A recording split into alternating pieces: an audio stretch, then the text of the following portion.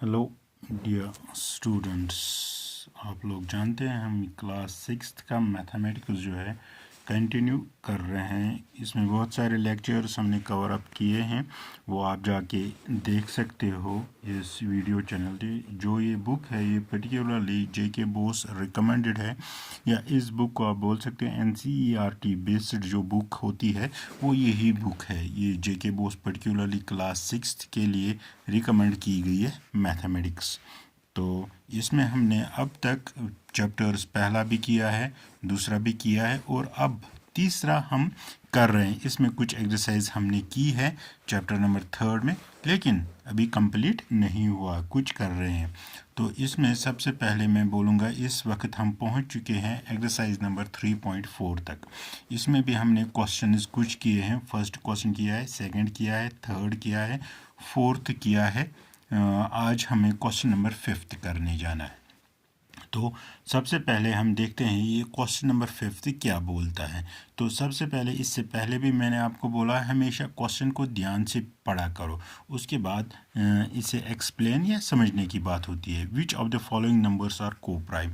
तो इसमें आपको बोलना है को प्राइम। सबसे पहले कि इसने बहुत सारे वहाँ से पार्ट्स दिए हैं या नंबर्स दिए हैं, इनमें से हमें देखना है कि को प्राइम कौन सा होता है। जैसे कि मैंने सिर्फ यहाँ पर ये एक क्वेश्चन लिया है, तो मेन वर्ड जो है दैट इज़ को प्राइम। तो सबसे पहले अगर हम देखेंगे, मैंने थोड़ा सी यहाँ पर लिखा है कि को प्राइम वो नंबर्स होता है जिनका HCF 1 निकलेगा।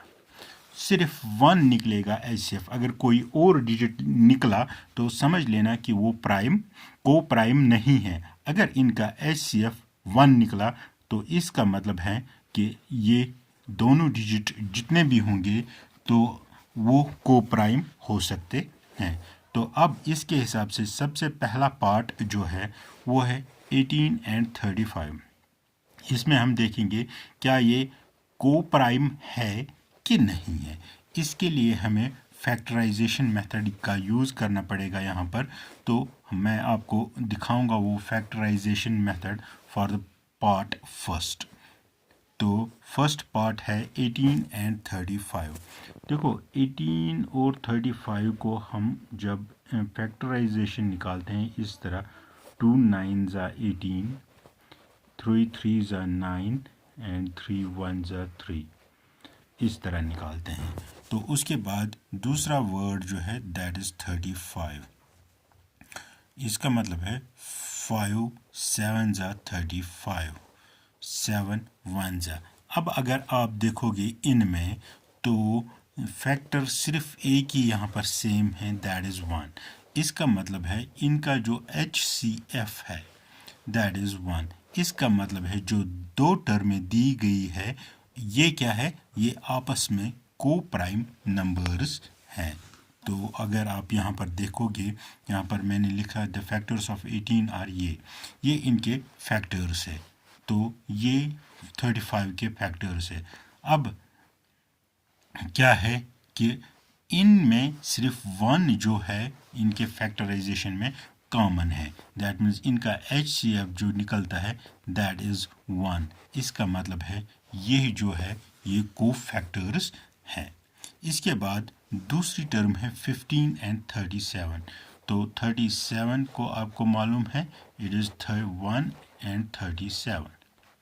ओके, तो अब 15 में थोड़े से निकलते हैं, 3 5s are 15 and 5 1s are 5 1s are। तो अगर आप देखोगे यहाँ पर भी 1 सिर्फ कॉमन है। इसका मतलब है यहाँ पर भी HCF जो आएगा दैट इज़ ओनली 1। इसका मतलब है कि ये टर्म भी क्या है, ये टर्म भी को प्राइम है। सॉरी, यहाँ पर है ये टर्म भी को प्राइम है। यहाँ पर लिखा है this pair is also a को प्राइम। इसी तरह अब हम 30 एंड 415 की तरफ जाएंगे। हाँ, 415 की तरफ जाएंगे। तो अगर आप देखोगे सबसे पहले ज़्यादा हम नहीं जाएंगे, 30 और 415 दोनों को लिखेंगे। मैं आपको दिखाऊंगा। 5 8s are 40, 5 3s are 5 6s are okay, got it. तो इसका मतलब है यहाँ पर फैक्टराइजेशन में 5 आ गया। इसका मतलब है इनको सिर्फ HCF जो है 1 नहीं और भी निकलेगा। यहाँ हमने 5 से किया है, दैट मीन्स 1 और 5 इनके HCF में आएंगे। तो इसका मतलब है 30 एंड 415 आर नॉट को प्राइम नंबर्स। ये दोनों क्या नहीं है, क्रो प्राइम नंबर्स नहीं है। क्यों? क्योंकि इनके HCF जो है वो एक के अलावा कुछ निकलते हैं। तो मैंने आपको सिर्फ एक ही फैक्टर इसमें निकाल के दिखाया कि ये भी 5 से हो रहा है, ये भी 5 से, डिवाइजिबल भी बोथ और विद द 5। इसका मतलब है 1 और 5 इनमें कॉमन है, सिर्फ एक हमने किया। तो इसका मतलब है दिस टर्म इज नॉट को प्राइम नंबर्स। उसके बाद है 17 एंड 68। ओके, तो अगर हम देखेंगे 17, इसका मतलब है इसको आप कर सकते हो 17 वनजा, यहाँ पर ये 17 वनजा। लेकिन आपको मालूम होना चाहिए जब हम 17 को 4 से मल्टीप्लाई करेंगे, 4 7 28, 2 आ गया कैरी, 4 1 4 एंड 6, ये तो नहीं है, 68। इसका मतलब है एक तो इनमें 17 कॉमन आ गया, दूसरा 1 तो आना ही है। तो इसका मतलब है इनके भी दो फैक्टर्स जो है वो कॉमन है। तो इसका मतलब है ये भी को प्राइम नहीं हो सकते हैं। क्या नहीं हो सकते? को प्राइम। क्यों? क्योंकि इनका जो HCF है वो एक से ज़्यादा सेम है, दैट मीन्स 1 के बगैर कोई और भी HCF इनमें मिलता है, इसलिए ये नहीं हो सकते हैं। उसके बाद है 81 एंड 16।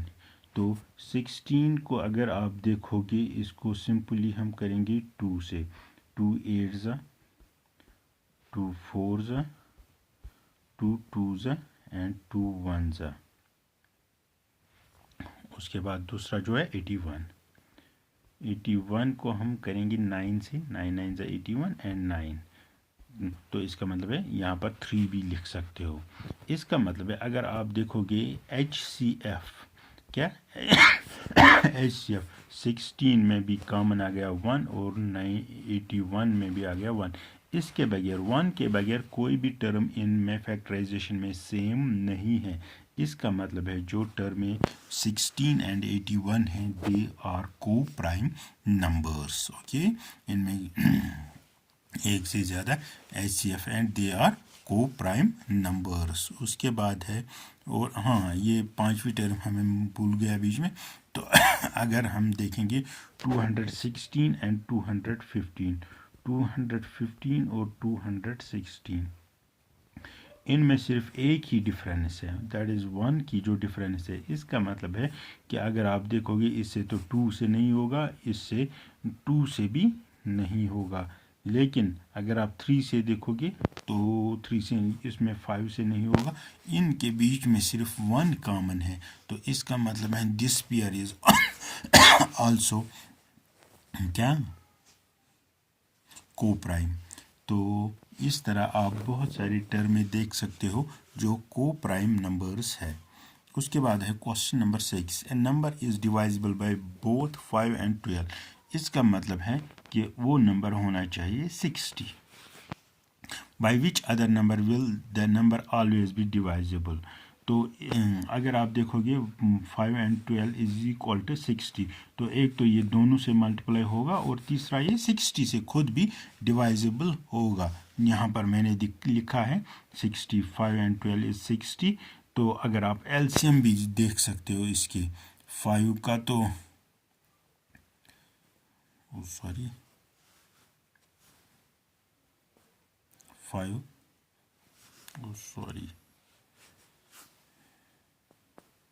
5 1 ज़ा 5 और उसके बाद 60 का, 2 3 ज़ा 2 0 ज़ा 3, नहीं 2 से ही करेंगे, 15 ज़ा 3 5 ज़ा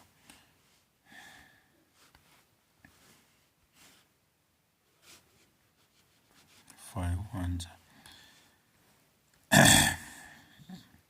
तो अगर आप देखोगे कि इनमें क्या 5 जो है ये कॉमन है, तो इसका आप मतलब है कि अगर 5 को निकलेंगे 5 इंटू 1, 12 को निकला 2 into 2 sorry 2 into 2 into 3 into 5, 5 3 ज़ा 15, 15 4 होता है 16।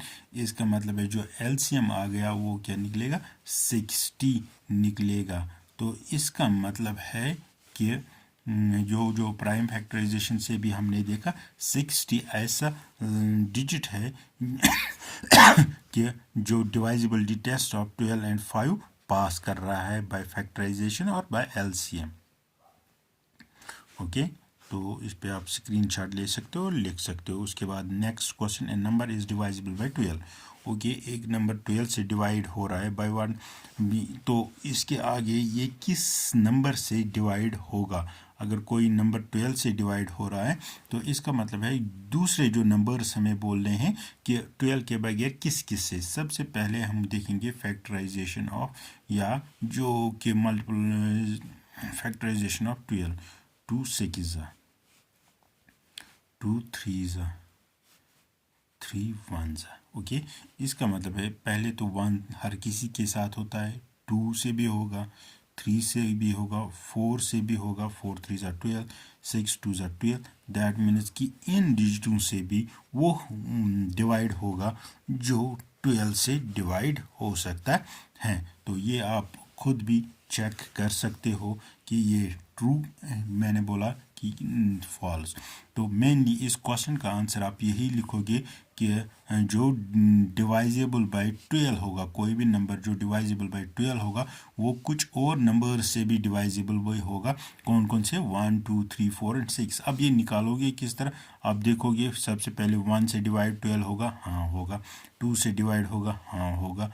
3 से डिवाइड होगा, हाँ होगा। 4 से होगा, हाँ होगा। 5 से होगा, नहीं। 6 से होगा, हाँ। 7 से होगा, नहीं। 8 से होगा, नहीं। 10 से होगा, नहीं। 9 से होगा, नहीं। 11 से होगा, नहीं। इसका मतलब है सिर्फ ये डिजिट्स ऐसे हैं जिनसे आराम से क्या होगा, डिवाइड 12। उसके बाद इस चैनल को आप लाइक करोगे, शेयर करोगे, कमेंट सेक्शन में अपने क्वेश्चंस लिखोगे कि क्या क्वेश्चंस होंगे आपके या कौन सा टॉपिक पढ़ाना है, और उसके बाद अपने दोस्तों में शेयर लाइक तो करते ही रहोगे।